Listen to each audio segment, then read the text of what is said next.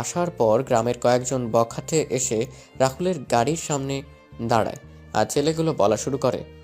তোদের কাছে যা আছে সবকিছু বের কর, না হলে কিন্তু তোদের এখানে মেরে দেব। ম্যাডাম, এদের খিদে পেয়েছে মনে হয়, মিষ্টিগুলো ওদের দিয়ে দেন। কি? ওই আমাদের খিদে লাগছে তোকে কে বলছে? বারে, আপনারা না এইমাত্র বললেন আপনাদের খিদে লাগছে, তাই তো বললাম মিষ্টিগুলো দিয়ে দিতে। আমরা আবার কখন বললাম? ওই রাহুল, তুই এই ফকিরের বাচ্চার সাথে কি কথা বলছিস? ফুফাকে একটা কল দিলে সবকিছু হাওয়া হয়ে যাবে। কি বললি তুই আমাদের? আর তোর কোন বাপকে কল দিবি? দে, আমরা এখানেই আছি। ঠিক বললি তুই। হ্যাঁ। সাহস থাকলে গাড়ির সামনে থেকে সর, আমিও গাড়ি থেকে নেমে তোদের মজা দেখাচ্ছি। সাহস থাকলে বের হয়ে আয়। ওরা গাড়ির সামনে থেকে সরে যাওয়া মাত্রই আমি দরজা হালকা খুলে ওদের দিকে ঝুঁকে বাম পা গিয়ারে রেখে চাপ দিলাম। ওরা বোঝার আগেই আমরা গাড়ি নিয়ে পগার পার। কিছুক্ষণ পর ফুপুদের বাসায় এসে পৌঁছে গেলাম। তারপর ম্যাডামের ব্যাগ, আমার ব্যাগ আর বাকি ব্যাগগুলো সাথে নিয়ে ফুপুর বাসায় প্রবেশ করলাম। ফুপু ফুপা সবার সাথে কথা বলে আমি ম্যাডামের থাকার রুমে রেখে আমি আমার রুমে এসে ব্যাগ রেখে ফ্রেশ হয়ে নিলাম। তারপর বিছানায় শুয়ে পড়লাম। হঠাৎ কারো ধাক্কাধাক্কির কারণে ঘুমটা ভেঙে গেল। আমি তাকিয়ে দেখলাম ফুপুর শেখ ফাজিল মাইয়া সুমি। আমি কেন ওরে ফাজিল বললাম সেটা আপনারা একটু পরেই বুঝতে পারবেন। সুমি এবার ইন্টার দ্বিতীয় বর্ষে পড়ে। তখন সুমি বলে, ও মোর পরাণের স্বামী, ঘুম থেকে উঠুন তো। এই ফাজিল, কি বলিস এসব? তুই কি ভালো হবি না কখনো? আমি তো ভালো না, ভালো লইয়াই থাইকো। বল, কি জন্য আসছিস তুই এখানে? খাবার টেবিলে সবাই অপেক্ষা করছে তোমার জন্য। কেন? কয়টা বাজে ঘড়ির দিকে তাকিয়ে দেখেন। ঘড়ির দিকে তাকিয়ে দেখলাম রাত 10টা 30 বাজে। তখন বললাম, খাওয়া দাওয়া শেষ সবার? না, আপনার জন্য অপেক্ষা করছে। উঠে আমি নিচে চলে এলাম। নিচে এসে দেখলাম সবাই বসে আছে। তখন ফুফা আমায় বলেন, কি জনাব রাহুল সাহেব? এই তো ফুফা, ভালো, তুমি কেমন আছো? টেনশনে ছিলাম, তবে এখন টেনশন ফ্রি আছি। কোনো টেনশনের চিন্তা নাই, আমি আছি তো। সেটাই তো বর্ষার জায়গা। আচ্ছা বুঝলাম, তোমরা সবাই এই ছোট লোকটাকে নিয়ে এত আদিক্ষেতা করছো কেন? টেবিল থেকে খাবারের প্লেট নিয়ে আমি সবাই বসে টিভি দেখে খাওয়া শুরু করলাম। ম্যাডামের কোনো কথার উত্তর দিলাম না। উত্তর দিলেই চেঁচামেচি শুরু করবে। কিছুক্ষণ পর আমার পাশে তাকিয়ে দেখলাম সুমিও আমার পাশে এসে বসছে। আমি সুমির দিকে একবার তাকিয়ে আবার খাবার খাওয়াতে মনোযোগ দিলাম। তখন উর্মি ম্যাডাম সুমিকে বলেন, কিরে সুমি, তুই খাবার টেবিল ছেড়ে ওই ছোট লোকটার সাথে গিয়ে খাবার খাচ্ছিস কেন? আপু আমার ইচ্ছে করছে তাই। ফুফু ফুফা, তোমরা সুমিকে কিছু বলছো না যে? কি বলবো? ওই ছোট লোকটার সাথে বসে খাবার খাচ্ছে, আর তোমরা কিছু বলছো না যে? দেখো উর্মিমা, সুমি এখন প্রাপ্তবয়স্ক একটা মেয়ে। ও ওর নিজের বুঝটা এখন বুঝতে পারছে, কার সাথে চলাফেরা করলে ভালো হবে আর কার সাথে চলাফেরা করলে খারাপ হবে, সেটা ও নিজেই বুঝতে পারে। তাই বলে উর্মি, এসব কথা বাদ দে, তুই খাবার খেয়ে নে। রাহুল বাবা, তোর কি কিছু লাগবে? না ফুপু। আরে মা, আর একটু খাবার দাও। দেখছো না আগের থেকে কেমন যেন শুকিয়ে গেছে। ওই ফাজিল, আমি শুকিয়ে গেছি কোথায়? দেখছিস না মোটা হয়ে গেছি? হ্যাঁ, সেটাই দেখতে পাচ্ছি। তুই দেখতে পাবি, তুই তো আস্ত একটা ফাজিল। তুই একটা ফাজিল। খাবার খা চুপচাপ। এইদিকে উর্মি রাগে ফুঁসছে। ভেবেছিল সে এখানে রাহুলকে এনে ইচ্ছে মতো অপমান করবে, কিন্তু এখানে নে তার উল্টো সবাই রাহুলকে নিয়ে কথা বলছে। উর্মি খাওয়া শেষ করে তার রুমে চলে যায়। এদিকে রাহুল খাবার খেয়ে যেই তার রুমে যাবে, তখন ফুপু আর ফুপা রাহুলের সামনে এসে বলেন, আর কত অপমান সহ্য করবি তুই রাহুল? চাকরের আবার মান অপমান? এই তো আর কয়েকটা দিন, তারপর ম্যাডাম তো ওনার স্বামীর বাড়ি চলে যাবেন। সত্যি কথাটা বলে দে না, এবার উর্মিকে তাহলে তোর সাথে অত্যন্ত খারাপ ব্যবহার আর করবে না। সেটা আমি চলে যাওয়ার কয়েকটা দিন আগে ওনাকে বলবো। তুই চলে যাওয়ার কয়েকটা দিন মানে? আরে ও কিছু না, তোমরা টেনশন করো না। আমায় নিয়ে যাও, গিয়ে ঘুমিয়ে পড়ো। কালকে তুমি আমায় নিয়ে কলেজে যাবে। পারবো না। ও বাবা, ও মা, বলো না আমায় নিয়ে কালকে কলেজে যেতে। আর নাটক করতে হবে না।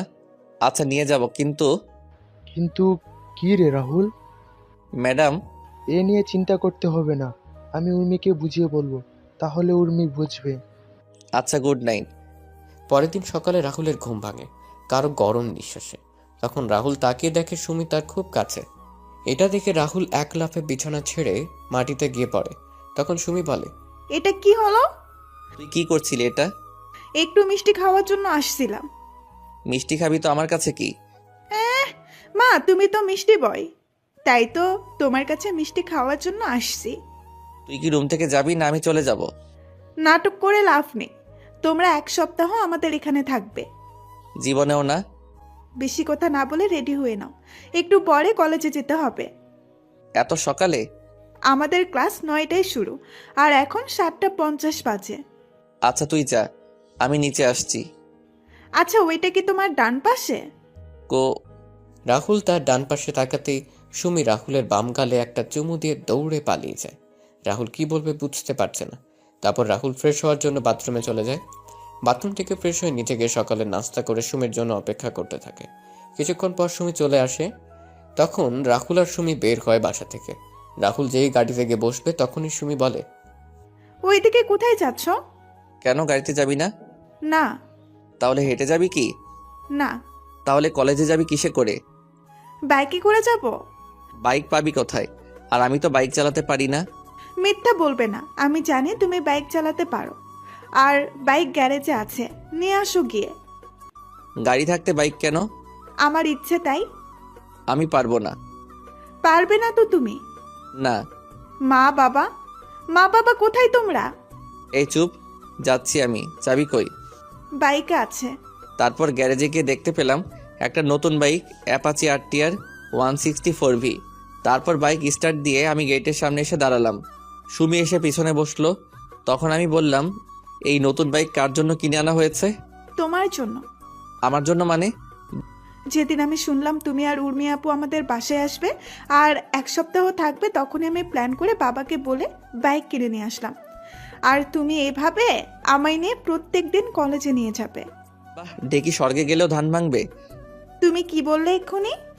কিছু না, এই বলে আমি বাইক চালানো শুরু করলাম। কিছু দূর আসার পর সুমি আমায় জড়িয়ে ধরলো শক্ত করে। আমার কেন যেন অস্বস্তি হচ্ছিল। আমি তখন বাইক রাস্তার পাশে দাঁড় করালাম। কি হলো? তুই এভাবে আমায় জড়িয়ে ধরেছিস কেন? আমার ভয় করে তাই। ভয় যখন করে তাহলে বাইকে আসার জন্য পাগল হয়েছিলি কেন? সাথে তুমি আছো তাই। তুই যদি এভাবে জড়িয়ে ধরিস তাহলে আর বাইক চালাবো না, আর তোর কলেজ মিস হয়ে যাবে। তাহলে তো তোমার সাথে আরো সময় কাটাতে পারবো ভালো করে। কি বলো তুমি? দেখ বোন, তুই এসব কেন করছিস বলতো? কি বললি? তুই আমাকে তুই করে বলছিস কেন? আমি তোর কোন সম্পর্কের বইন লাগি? কেন ফুফাতো বোন? তুই তো আর নিজের ফুফাতো ভাই না, আর এখন ফুফাতো ভাই বোনের মাঝে এসব হয়। কি সব হয়? প্রেম, ভালোবাসা, বিয়ে বা। চুপ কর, আমি নিয়ে যাচ্ছি তোকে। এই বলে রাহুল গাড়ি চালানো শুরু করে আর মনে মনে বলে, সুমি যা চাইছে সেটা কখনো সম্ভব না। আমার মতো চাকরের সাথে তার কখনো যায় না।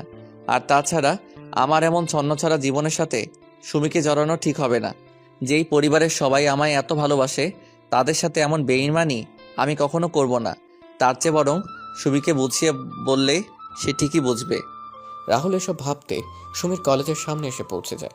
তারপর সুমি রাহুলের হাত ধরে কলেজের ক্যাম্পাসে ঢুকে সুমি তার বান্ধবীদের সাথে রাহুলের পরিচয় করিয়ে দেয়। আর সুমি বলে, hello guys, meet my boyfriend Rahul. সুমির বন্ধু আর বান্ধবীরা রাহুলের সাথে এসে পরিচিত হয়ে নেয়। এদিকে রাহুল তো সুমির কথা শুনে পুরোই অবাক হয়ে গেছে। আর সুমির বন্ধু বান্ধবীরা রাহুলকে দুলাভাই ডাকা শুরু করেছে। তখন রাহুল বলে, আপুরা, তোমাদের কোথাও ভুল হচ্ছে।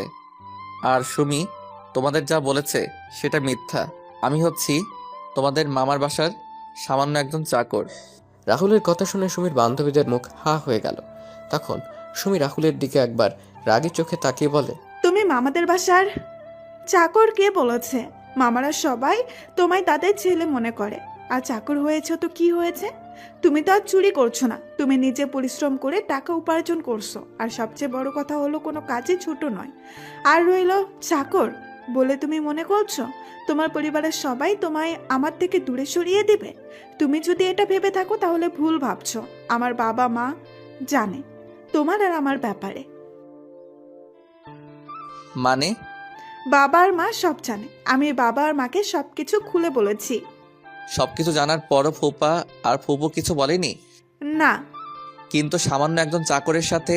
উফ, তুমি বারবার নিজেকে চাকর বলছো কেন? তোমায় আমরা কেউ চাকর বলেছি কখনো? এর মাঝেই ক্লাসের বেল বেজে যায়। সুমি আর তার বন্ধু বান্ধবীরা চলে যায়। রাহুল গিয়ে বাইকে বসে সুমির কথাগুলো ভাবছে। এভাবে কেটে যায় কয়েক ঘন্টা।